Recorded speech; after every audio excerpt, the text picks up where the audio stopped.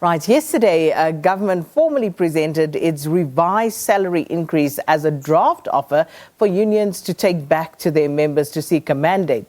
Now, in addition to the initial 1.5% offered by government previously, a new offer on a lump sum monthly cash gratuity has been increased from a previous 970 rand to between 1,220 and 1,695 rand, depending on the worker's salary. The National Treasury says that this cash sweetener added to the public servant salaries is going to cost an extra 18 billion rand in funds that have not been budgeted for. And economists and ratings agencies are obviously watching this closely because they have urged government to actually decrease the public service salaries, and they will obviously have a keen interest in these wage negotiations. But Ruben Maleka is the Assistant General Manager at the Public Servants Association and joins us now virtually to discuss these latest developments further. Ruben, good to see you once more. Welcome to Morning Live. Good morning, Sakina, and the viewers at home.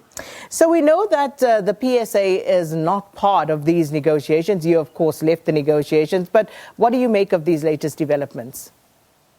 Yeah, thank you very much, Sakina. We indeed, the yesterday meeting, it was a council meeting. It was not a facilitation. The PSA was present in that meeting, and the offer was made formally to all unions yesterday in the meeting. And we sought clarities on certain aspects of the draft agreement, because this offer now is formal, is in the draft agreement. The PSA sought a lot of questions from the employer that they could not fully respond. And we ultimately agreed that the employer would have to go back and come back on Friday to provide more clarities. And indeed, I can confirm that the employer is giving 1.5% pay progression to all employees in the public service, with that cash gratuity as articulated of starting from 1,220 to 1,695, which the important part of it is that that part of that gratuity is no longer going to come to an end 31st March 2022. And if there is no agreement on the demands that we have made, this gratuity would continue to be paid perpetually until such time that it is a proper agreement of resolutions on the demands in the SABC. So that is the only thing that has come out, which is obviously positive. However, as a democratic trade union, we are of the view that since we have this offer and we're already in the preparation for a strike, it is proper and important that you go back to members.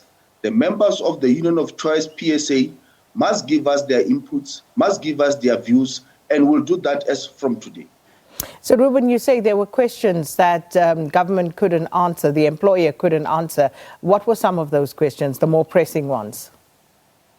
The one pressing one is the issue of giving 1.5, which we already have. Because remember this 1.5 that they're talking about of pay progression, we already have, and there are various resolutions in various sectors that deals with how this 1.5 would be paid. For example, you know, we've got a dispensation called OSD. In some of the sectors, this OSD is not giving 1.5, it's actually giving 3%. And in other sectors like correctional services, is giving the 3% by means of biannual pay progression, not annual. All this needs to be clarified to say what happens to those resolutions, what happens of those employees who deserve 3% instead of 1.5%. And also, more critical is that Labour generally felt that why don't we have a position where this gratuity can also be put into the baseline, meaning that it becomes part of the package where employees can elect to have a contribution to the pension of their pension. At the same time, taking cognizance that if that provision is made, it's going to also eat on the actual money into the pocket of the employee. All those dynamics were discussed, and the employer had to go and sort out their mandate and come back on Friday. So, as you said, as PSA, you are preparing to go on strike. But in the meantime, what sort of conversations have you been having with your members regarding, as you say, these negotiations that are ongoing, but also just in terms of going ahead with the planned strike action? Look, that's what I'm saying. We are into a parallel process. Remember, this strike was triggered by means of not having the employer acceding to our demands, which are still standing.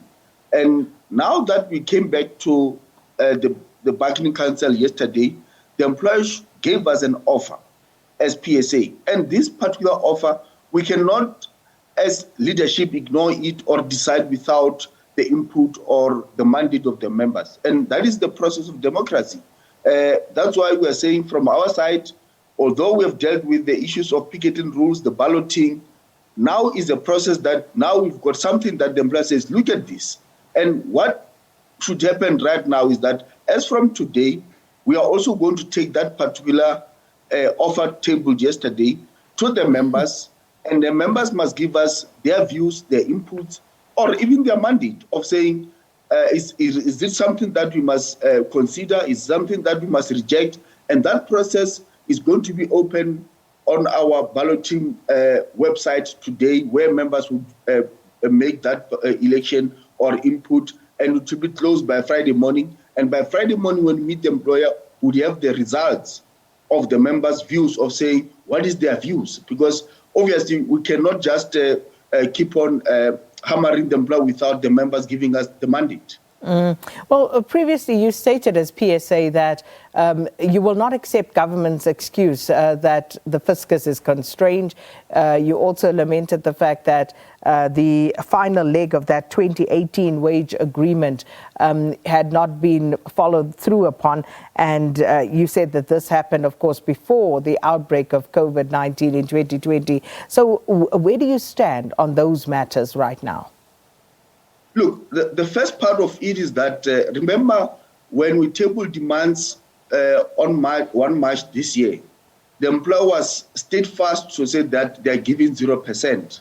They were not even willing to come to the negotiations. And as PSA, we said, if the attitude of the employer is still of 0%, then we are not going to even hesitate not to go in to the streets. But given now these recent developments and the change of tune, and that is part of negotiations. You can't also be positional when your opponent is saying, I'm willing to move. And if they've moved from 0%, they came with the so-called 1.5, they came with a cash gratuity up to 1,695. And we can't ignore that and decide without having the members' mandate, because it's no longer 0%. We must be honest with that. And on the part of the court matter, the last leg of Resolution 1 of 2018, that matter is before the Apex Court, the Constitutional Court. The date is set for 24 August. And come the 24 August, we are going to deal with that particular matter, unless there are any developments that the employer is willing to engage on us to say, look, I've got an alternative. I've got a way to implement this particular resolution. That is also acceptable. But where we stand today is that the last leg of Resolution 1 of 2018 will be heard by the Constitutional Court on the 24th of August. So the Treasury has come out to say that government obviously is trying to contain this ballooning wage bill. The sweetener has now been offered at a cost of 18 billion rand to the fiscus. Are you at all concerned as PSA that that money is actually going to be taken from departmental budgets? Look, the first point that we must come from is that we will have public servants that will be able to afford the expense of living. The first of all, Sakina, you would appreciate the fact that where we stand today, since April, look at the food inflation. Some of the basic commodities went up to 30% of the actual price. Look at today as we speak is July. Eskom has increased the electricity price by 15%. All those kind of, inflation prices that comes as a result of other factors it means a public servant would not be able to afford the living expenses, including the means to go to work. So we cannot, at the expense of the public servants who are carrying this country in difficult period, expect a nurse, a cleaner to be able to go to work without having actual affordability to even have a transport. So all these demands are not something that we're oblivious of the fiscals of the state. We are trying to manage to balance between having the difficulties of the fiscals and having the member difficulty of affordability. So what's the way forward now with all these latest developments in terms of what you've outlined for us already? What are the timelines in terms of moving forward? The timelines are that we, as PSA, we are going to open our mandating process today through our systems on the website, where members would go to give their inputs or give their mandate. Come Friday morning, we'll have the results. We are going to engage the employer. The employer will come back to the SABC, respond to our questions that we have raised on the draft agreement, and based on the outcomes of the members' mandate and inputs, and with the employer response to our questions that we have raised on the draft, then I'm sure there will be a way forward. Because remember, Sakina, the purpose of collective bargaining is to reach an agreement. You can't expect that the unions and the employer would talk perpetually without concluding a resolution. Because ultimately, without the resolution, then there is no need for collective bargaining, and there's no need for members to belong to trade unions. So ultimately, the members must understand that as the PSA, we have been pushing this particular employer moving from 0% to a point where we are able to negotiate. And we have now moved to a point of negotiating, and these negotiations, end of the day, they must be concluded by a resolution.